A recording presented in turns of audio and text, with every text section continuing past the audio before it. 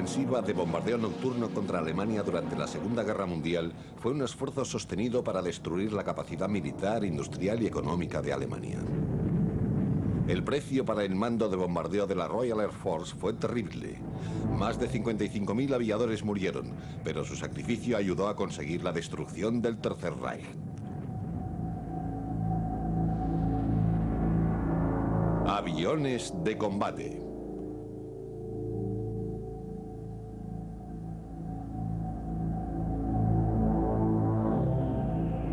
Los bombarderos de la RAF de la Segunda Guerra Mundial.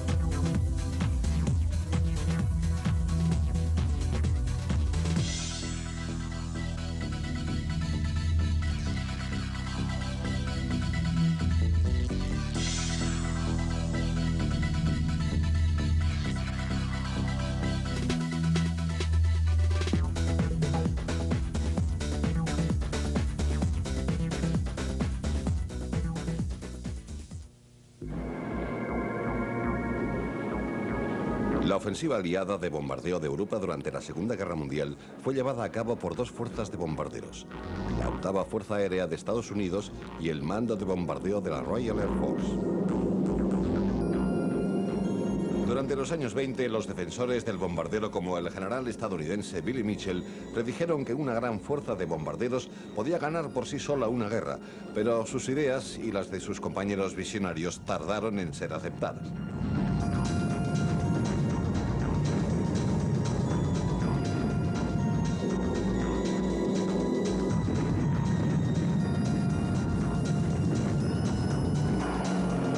En Alemania, por ejemplo, el papel de la Luftwaffe se limitaba a proporcionar apoyo aéreo al Wehrmacht, con poco énfasis en su misión estratégica.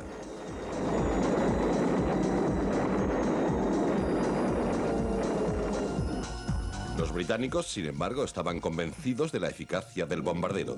Las primeras incursiones diurnas de la Royal Air Force fueron diezmadas por la Luftwaffe, y estas pérdidas convencieron a los británicos a cambiar a las operaciones nocturnas.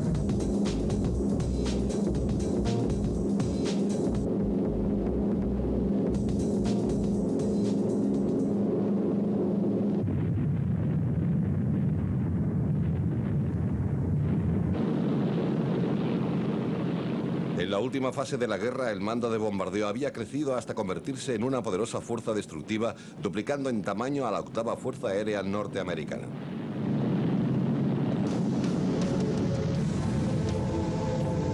Ciertos aspectos de la sostenida ofensiva nocturna siguen levantando controversia. En el fondo, la campaña de destrucción de ciudades no logró desmoralizar al pueblo alemán, y la producción de material bélico en Alemania, de hecho, aumentó a pesar de la enorme destrucción causada.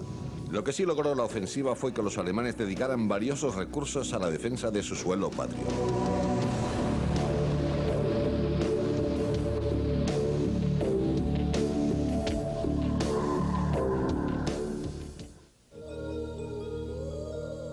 La Royal Air Force había crecido en la tradición del bombardero y conocía su potencial para vencer una guerra.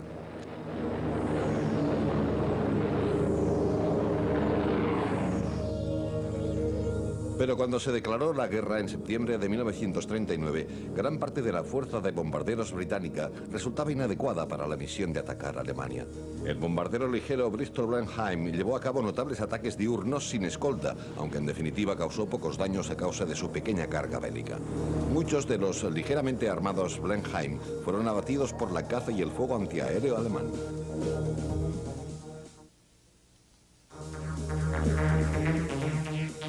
La RAF entró en la guerra con 29 escuadrones de bombarderos medios y pesados, pero que generalmente eran ineficaces. No solo estaban mal equipados para orientarse y bombardear con precisión de noche, sino que también eran desastrosamente vulnerables al ataque de los cazas enemigos durante el día. El Hamden Apodado el traje volador, no tenía torretas de ametralladoras asistidas.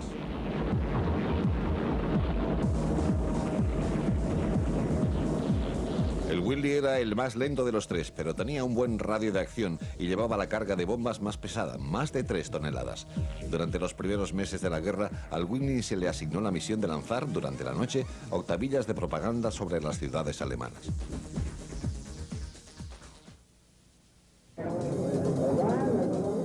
Sin duda, el mejor bombardero británico durante las primeras fases de la guerra fue el Vickers Wellington de 5 plazas. El resistente Wellington podía soportar un gran daño del fuego antiaéreo y regresar a su base gracias a su estructura geodésica.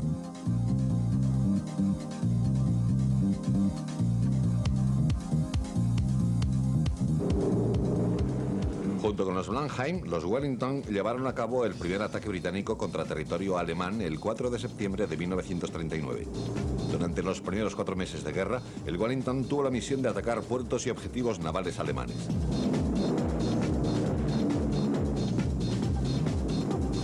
Se creía que este bombardero bien armado podría defenderse de los cazas enemigos, pero las grandes pérdidas sufridas durante estos ataques diurnos sin escolta llevaron a la RAF a iniciar los ataques nocturnos contra Alemania.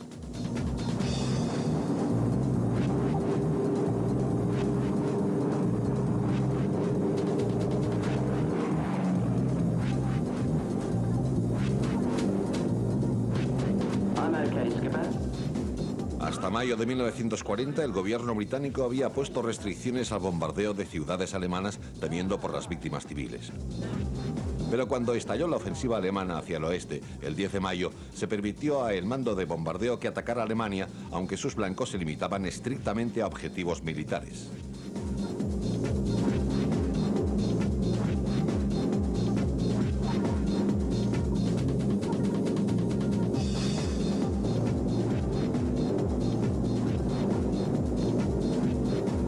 Las restricciones a los bombarderos británicos se levantaron finalmente a mediados de mayo y 99 Wellington, Whirly y Hamden iniciaron la ofensiva de bombardeo estratégico del mando de bombardeo con ataques a objetivos petroleros y acerías en el Ruhr.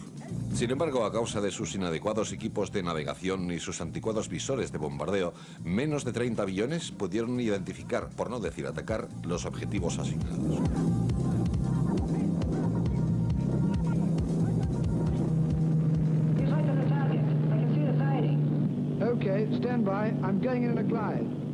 Para subir la moral de la asediada población británica, Berlín fue bombardeada durante la noche del 25 al 26 de agosto de 1940. Pero de una fuerza de 81 Wellington, Whirly y Hamden, solo 29, poco menos de la tercera parte, afirmaron haber lanzado su carga sobre la capital alemana.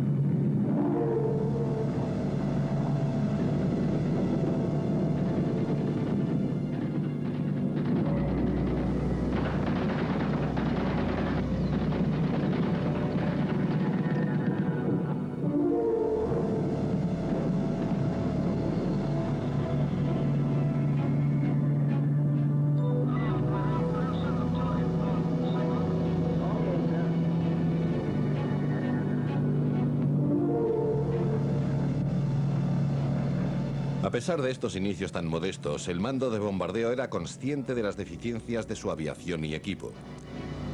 Se precisaban con urgencia sistemas eficaces de navegación nocturna y bombardeo, además de mejorar las tácticas operacionales.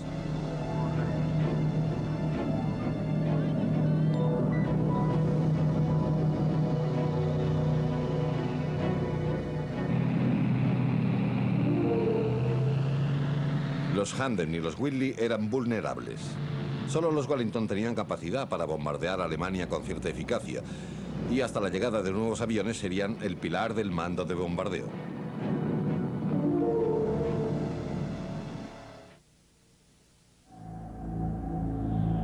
Afortunadamente para Gran Bretaña, 1941 vería la llegada de 3 nuevos bombarderos pesados de largo alcance. El primero en entrar en servicio operacional fue el Short Stirling, que atacó instalaciones petroleras en Rotterdam en febrero de 1941. Aunque en muchos aspectos era un buen bombardero, al Stirling le faltaba velocidad, carga útil y techo debido a su corta envergadura.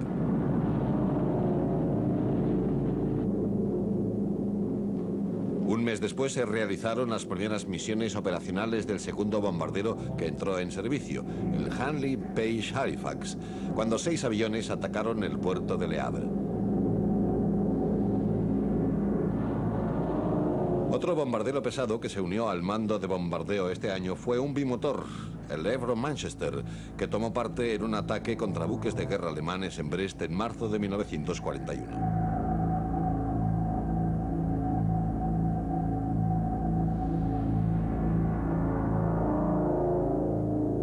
Los motores Vulture del Manchester resultaron poco fiables para el servicio y su tren de aterrizaje también parecía propenso a las averías. Entonces ya se producía el motor Rolls-Royce Merlin y cuando se equipó con 4 de estos a un prototipo del Manchester, el resultado fue un éxito instantáneo y un verdadero clásico, el Lancaster.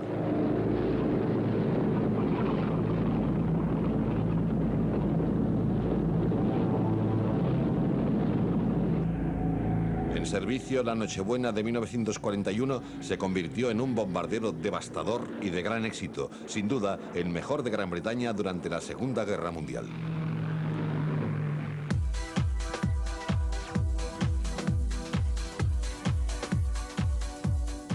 Cuando los Lancaster comenzaron a sustituir a los Manchester, las fábricas de Avro se vieron incapaces para cubrir la demanda y otras empresas como Armstrong, Whitworth y Vickers se encargaron de la tarea de ensamblar los aviones. En Estados Unidos, Packard construyó motores Merlin bajo licencia.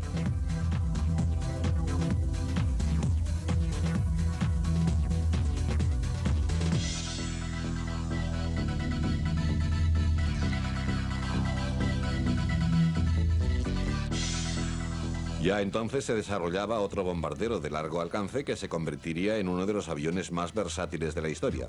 Era un soberbio caza nocturno, cazabombardero y avión de ataque marítimo que servía junto a los pesos pesados del mando de bombardeo como bombardero ligero, avión de reconocimiento y marcador de objetivos. Una misión conocida como Pathfinder, batidor. Este avión, apodado la Maravilla de Madera, por su construcción básicamente de madera, era el de Havilland Mosquito, que iba totalmente desarmado y confiaba solo en su velocidad para escapar a la interceptación de los cazas alemanes.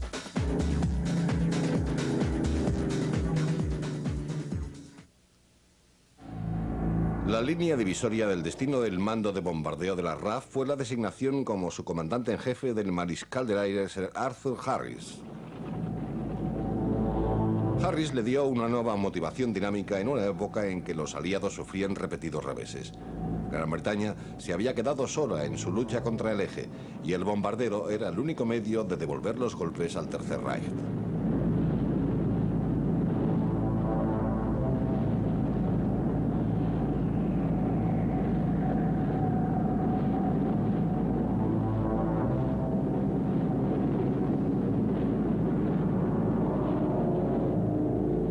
Mientras se aceleraba la concentración de fuerzas de cuatrimotores pesados, Harris estableció la prioridad de los bombardeos, que era la progresiva destrucción del sistema militar, industrial y económico de Alemania y la desmoralización de la población alemana hasta el punto en que su capacidad de resistencia armada quedara fatalmente debilitada.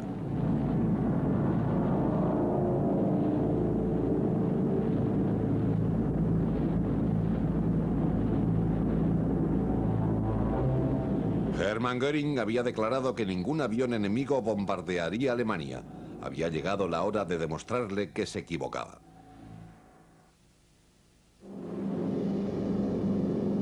Para destacar su creciente poder, el mando de bombardeo llevó a cabo una serie de ataques importantes de día y de noche durante los primeros meses de 1942. El 17 de abril, los Lancaster realizaron un brillante ataque diurno a larga distancia y baja altitud sobre el complejo de motores Dieselmann en Augsburg.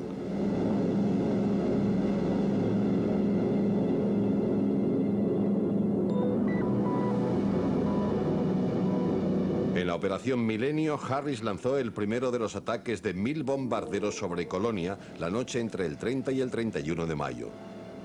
Todos los aviones operacionales disponibles fueron enviados, además de otros sacados del mando costero, del de cooperación del ejército y de unidades de entrenamiento.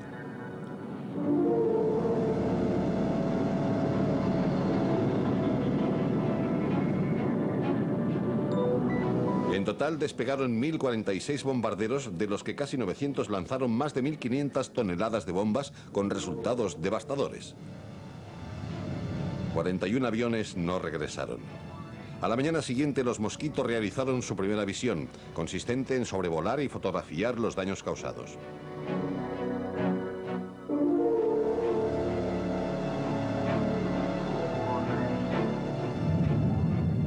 Dos ataques más de 1000 bombarderos tuvieron lugar en Essen y Bremen en junio. Aunque las bajas británicas siguieron siendo inferiores al 5%, se decidió que, a pesar de su valor propagandístico, no se realizarían más ataques de este tipo en el futuro. Agosto vio la introducción de un nuevo procedimiento de bombardeo, el empleo de los aviones batidores de la Pathfinder Force. Tripulada por pilotos expertos, esta fuerza especial volaba en vanguardia de la fuerza principal de bombardeo y marcaba la ruta hacia el objetivo y la zona a bombardear con bombas especiales de colores.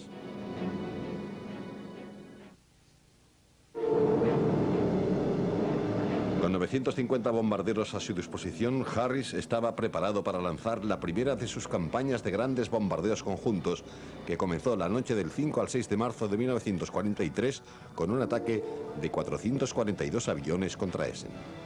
El bombardeo arrasó el complejo Krups y causó mucho más daño en la ciudad que todos los ataques previos juntos. Una de las incursiones más famosas y espectaculares llevadas a cabo por el mando de bombardeo fue la operación Chastais, Castigo, el ataque a las presas de Möhne Yedder, que controlaban el nivel del río Ruhr, cuyas centrales hidroeléctricas proporcionaban la energía vital para la zona central industrial de Alemania.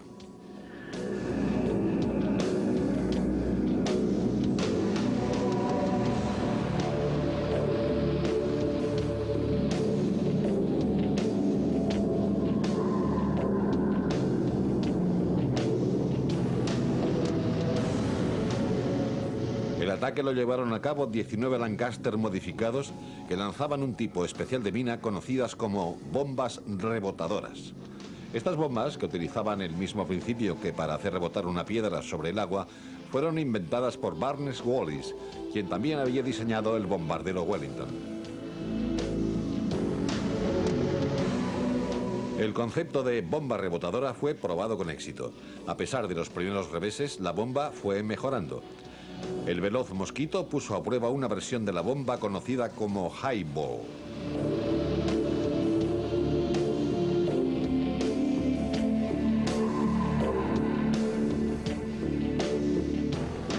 Al mismo tiempo, el mando de bombardeo dispuso la creación de una unidad especial de ataque que sería dirigida por el jefe de ala, Guy Gibson, quien con solo 24 años era un brillante piloto de bombardeo.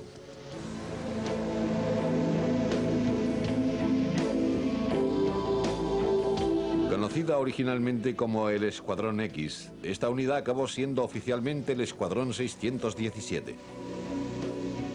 Tras un entrenamiento intensivo, el escuadrón estuvo listo para la acción a mediados de mayo.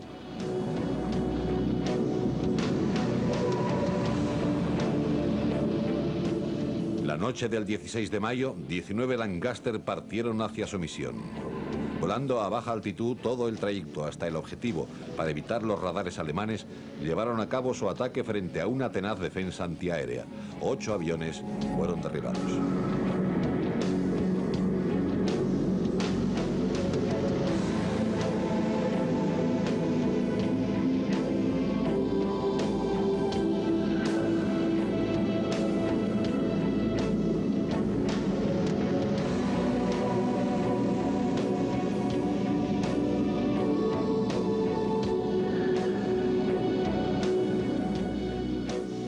Las bombas rebotadoras destruyeron los objetivos principales, la presa de Möhne y la de Eder. En 12 horas, más de 100 millones de metros cúbicos de agua se vertieron al Ruhr, causando grandes daños en casas y fábricas alemanas. Pero este daño a la capacidad industrial alemana solo fue temporal. Lo que consiguió el ataque fue subir la moral de la población británica.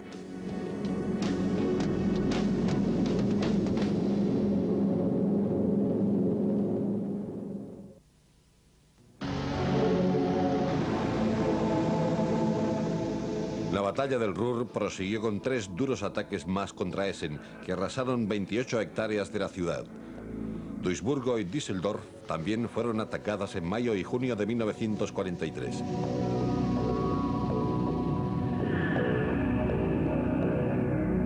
Alemania empezaba a sufrir continuos bombardeos. La ofensiva nocturna británica contaba con el apoyo de los ataques diurnos de los bombarderos estadounidenses. El efecto conjunto empezaba a resultar asfixiante para Alemania.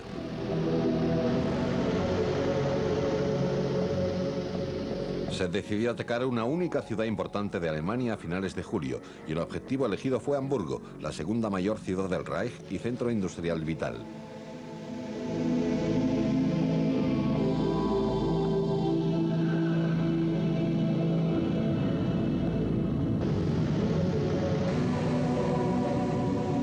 Los daños causados por 4 bombardeos fueron enormes.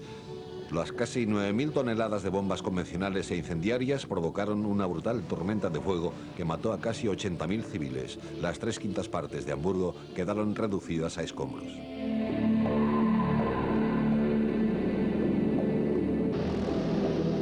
La pérdida de 87 bombarderos fue considerada soportable, pero 30 de ellos habían sido abatidos durante el último ataque, lo que confirmaba el rápido aumento de las defensas nocturnas de Alemania.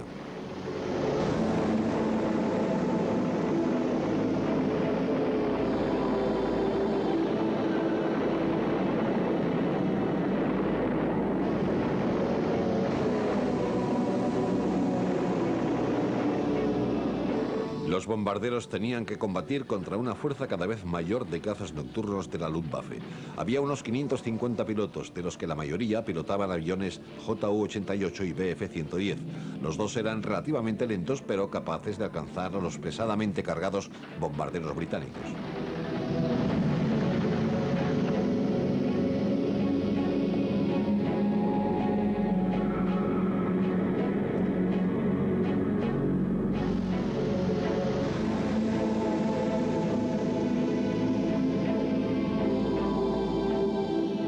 Equipados con radares de interceptación bastante eficaces, los pilotos alemanes solo necesitaban que los controladores terrestres les dirigieran hacia las oleadas de bombarderos para entrar en combate.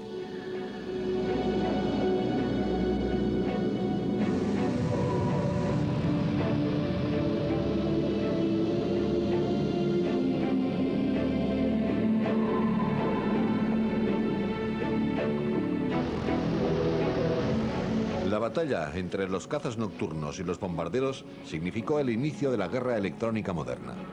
Y la amenaza no hizo más que empeorar con el avance de la guerra. El mayor Heinz Wolfgang Schnaufer fue el as de la caza nocturna alemana que más aviones derribó, 121, de los que 9 fueron abatidos en una sola noche, en febrero de 1945.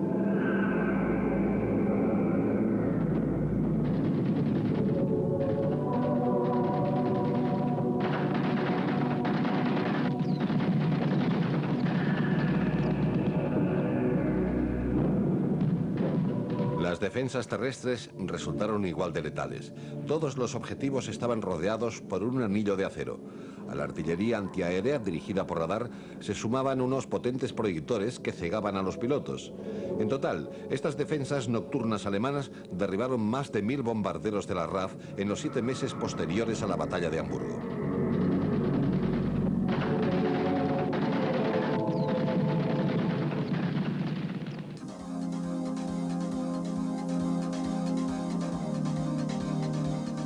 La victoria en la batalla de Hamburgo animó a Harris a iniciar su próxima gran ofensiva, esta vez sobre la propia Berlín. Si se coordinaba con los ataques diurnos norteamericanos, una capital devastada podría persuadir a los alemanes para que se rindieran sin necesidad de invadir Europa. Pero Berlín fue un objetivo totalmente diferente.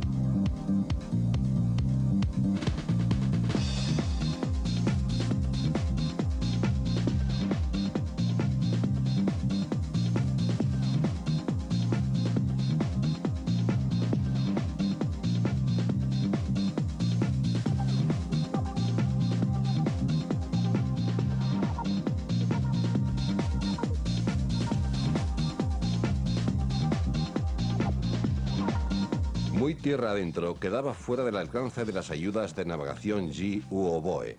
Los objetivos específicos eran menos distinguibles en las pantallas del radar H-2S. Mientras se preparaban para la misión, los tripulantes de los bombarderos sabían que Berlín estaría defendida por todos los cazas diurnos y nocturnos alemanes disponibles.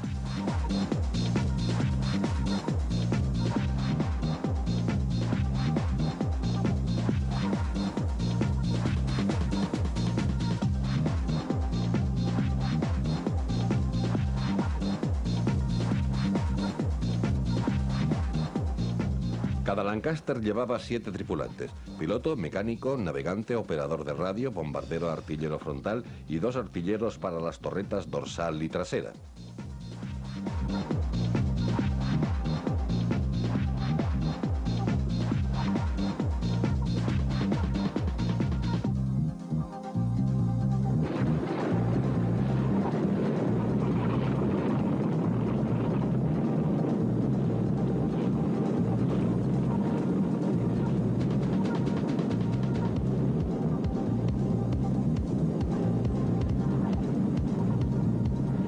La noche del 18 al 19 de noviembre partieron más de 400 bombarderos hacia Berlín.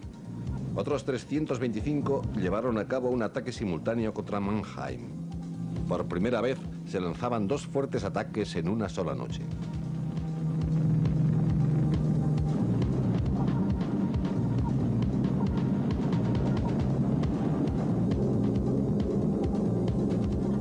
La ofensiva contra Berlín prosiguió durante el invierno de 1943-1944.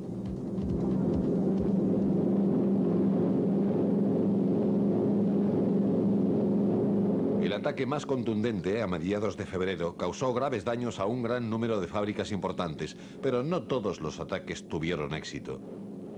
A pesar de los esfuerzos de los batidores y del empleo de complejas técnicas de señalización y de radio, en conjunto, los daños y la precisión de los bombardeos fue muy inferior a la esperada.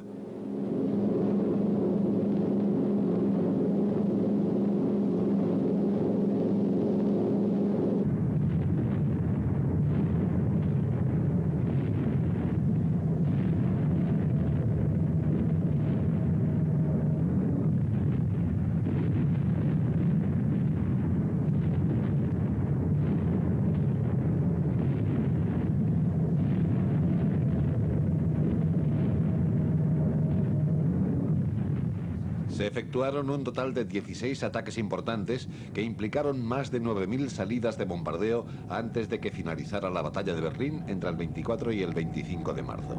Al contrario que en la campaña de Hamburgo, las pérdidas británicas fueron enormes.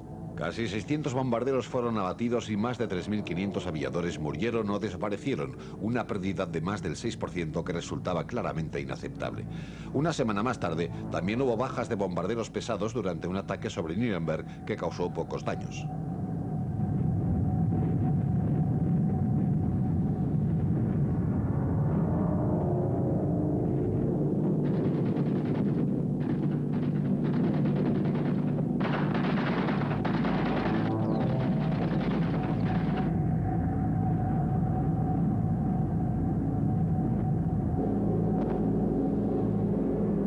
La batalla de Berlín fue, en el mejor de los casos, una victoria pírrica y en el peor, una derrota del mando de bombardeo.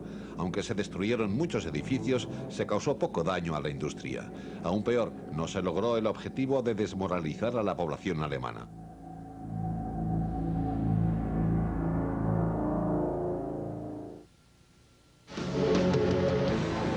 La ofensiva nocturna británica contra Alemania quedó temporalmente paralizada y el mando de bombardeo centró sus esfuerzos en la próxima invasión de Europa.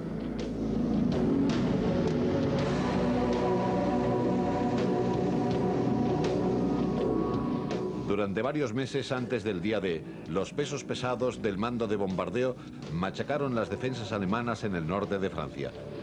Realizaron ataques estratégicos en la zona de Pas-de-Calais y también destruyeron puntos clave del sistema de carreteras y ferrocarriles para evitar la llegada de refuerzos cuando hubieran desembarcado las fuerzas invasoras.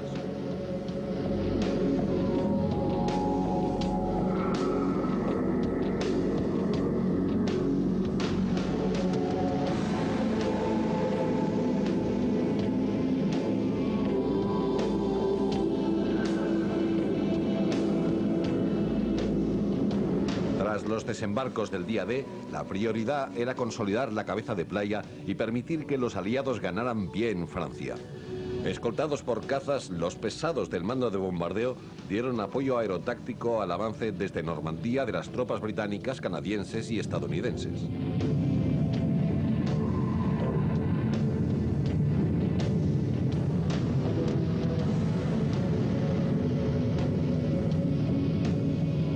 La zona de Caen-Colombes sufrió un bombardeo particularmente duro el 18 de julio.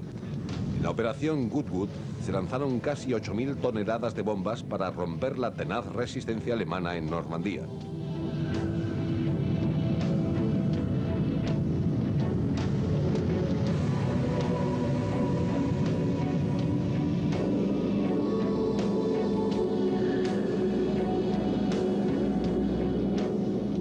El mando de bombardeo también atacó Peenemünde, en la costa del Báltico, al nordeste de Alemania. Allí estaba el principal centro de producción de las bombas volantes V1 que habían comenzado a caer sobre Londres a mediados de junio. En julio también fueron destruidas pistas de aterrizaje en el norte de Francia.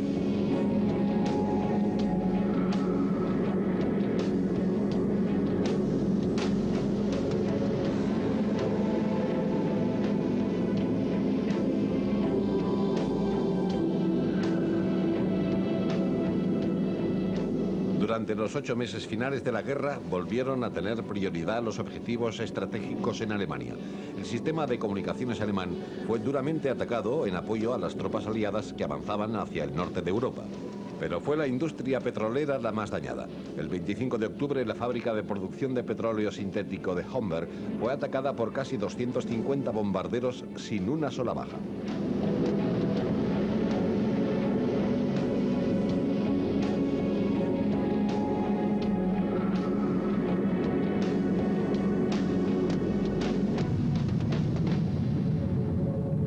También se lanzaron fuertes ataques nocturnos de los que algunos implicaron a casi 1000 bombarderos. El complejo Krups fue atacado a finales de octubre, seguido por Düsseldorf a principios de noviembre.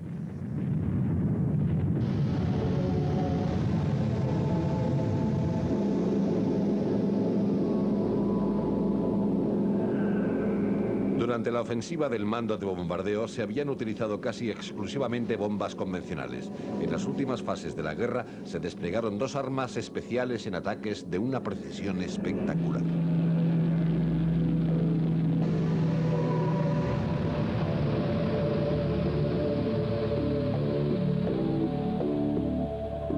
Estas armas fueron la Talboy de 5.000 kilos y la monstruosa Grand Slam de 9.000 kilos. Diseñadas por Barnes-Wallis, fueron desarrolladas para atacar objetivos fuertemente protegidos que hasta entonces se habían mostrado inmunes al ataque convencional.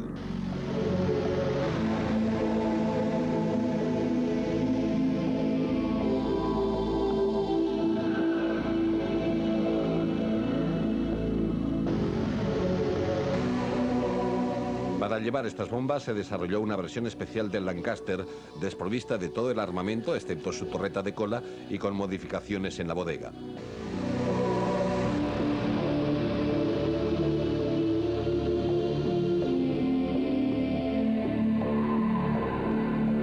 Los Talboy se utilizaron operacionalmente por primera vez a finales de 1944, cuando los Lancaster atacaron con éxito el acorazado Tirpitz.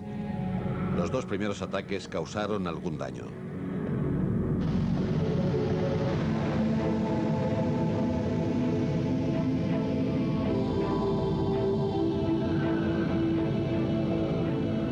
En el tercer y definitivo ataque, el 12 de noviembre, 31 Lancaster atacaron y hundieron el Tirpitz mientras estaba amarrado en el fiordo de Tromsø.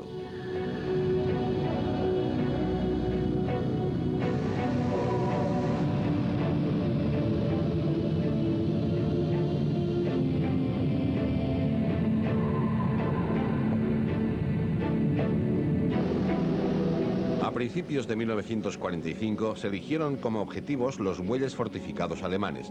Lanzada desde media altitud para que consiguiera velocidad supersónica antes del impacto, la Talboy se basaba en su carcasa especialmente reforzada y una gran energía cinética para penetrar hasta 12 metros en el hormigón. Los muelles de pequeños submarinos de Patershafen fueron los primeros en sucumbir.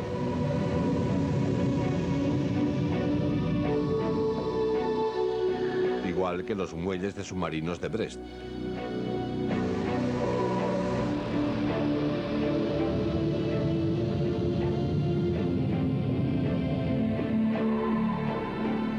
Y los muelles de torpederas en Le Havre.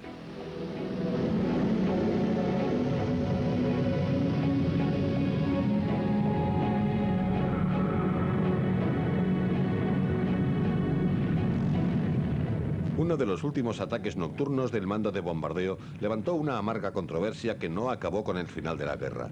El ataque sobre Dresde para apoyar la ofensiva soviética contra Alemania.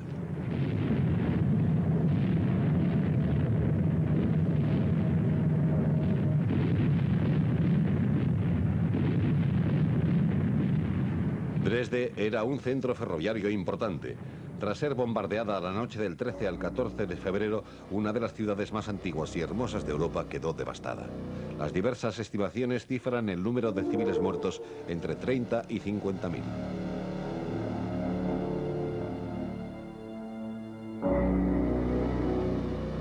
El primer uso operacional de la Gran Slam también destruyó un objetivo clave de comunicaciones. El 14 de marzo se atacó el viaducto de Bielefeld, que conectaba el Ruhr con la Alemania central.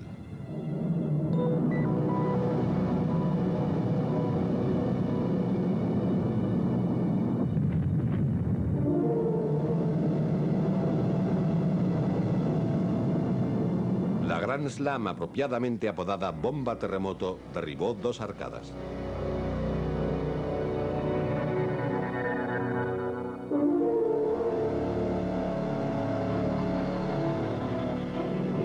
Cinco días después, el puente de ferrocarril de Arnsberg, cerca de Hamm, recibió un trato similar.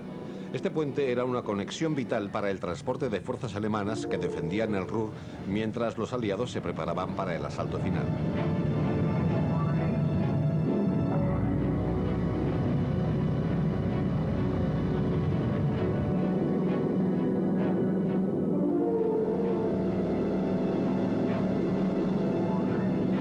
Desde sus modestos y poco afortunados inicios, el mando de bombardeo había crecido hasta convertirse en una fuerza poderosa con un poder de ataque sin parangón. Sus esfuerzos tuvieron mucho que ver con la victoria final contra Alemania. La destrucción incesante del Tercer Reich implicó una ofensiva nocturna enorme y sostenida, cuya eficacia final sigue levantando polémica. De lo que no hay duda es de que los bombarderos británicos causaron daños importantes en industrias estratégicas clave, como la producción de petróleo para Alemania.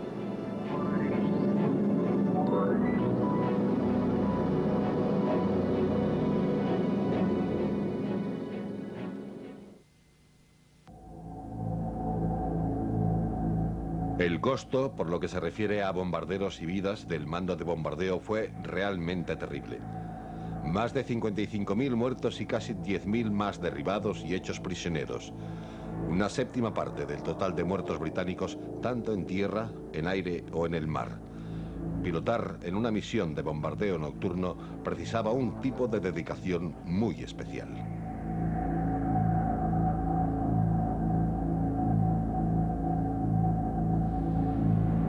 Con su sacrificio, Alemania fue derrotada.